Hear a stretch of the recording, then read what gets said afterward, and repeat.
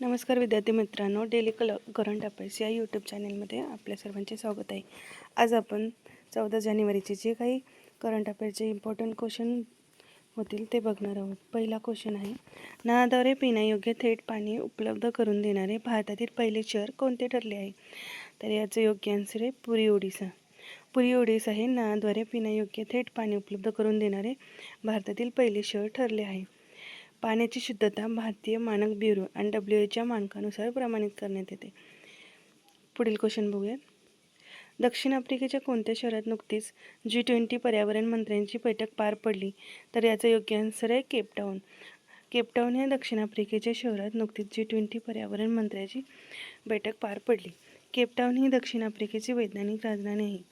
Cape Town ही दक्षिण आफ्रिकेची कोणती राजधानी आहे? तर वैधानिक। पुढील क्वेश्चन बघूयात। बालविवाह मुक्त मोहीम अंतर्गत कोणत्या वर्षापर्यंत भारत बालविवाह मुक्त करण्याचे उद्दिष्ट आहे? तर याचे योग्य आन्सर आहे 2030। 2030 पर्यंत बालविवाह मुक्त मोहीम अंतर्गत भारत बालविवाह मुक्त करण्याचे उद्दिष्ट ठेवले आहे। याविषयी आपण अधिक माहिती बघूया। महिलांवर हा एक क्वेश्चन असतोच। बालविवाह प्रमाण 10% कमी करणे। 2030 पर्यंत भारत बालविवाह मुक्त करणे। भारतातील पहिला बालविवाह मुक्त जिल्हा छत्तीसगडमधील बालोद।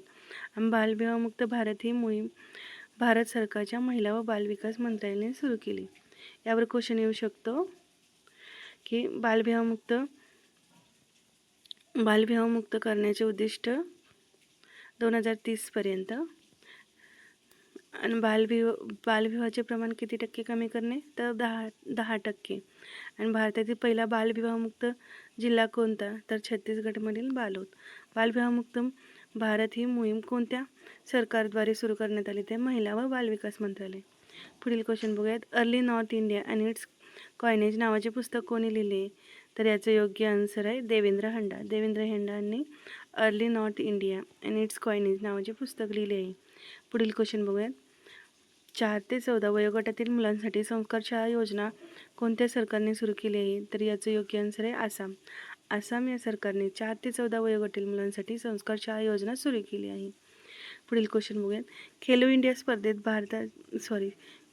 स्पर्धेत महाराष्ट्राच्या दीक्षा यादवने कोणते पदक जिंकले? तर याचं योग्य आन्सर आहे रौप्य पदक। दीक्षा यादवने कोणते पदक जिंकले? तर रौप्य पदक। हे लक्षात ठेवायचे आहेत कारण महाराष्ट्राचे आहेत, त्यामुळे यावर क्वेश्चन येऊ शकतो। पुढील क्वेश्चन। AI संशोधन संस्था स्थापन करणारे पहिले राज्य कोणते ठरले? तर AI संशोधन संस्था स्थापन करणारे पहिले राज्य गुजरात ठरले आहे।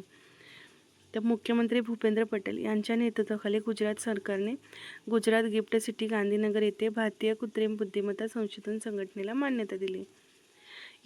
UIDAच्या नवीन शुभंकरचे अनावरण करण्यात आले, त्याचे नाव काय आहे? तर याचं उत्तर तुम्ही कमेंट बॉक्समध्ये टाईप करायचं आहे।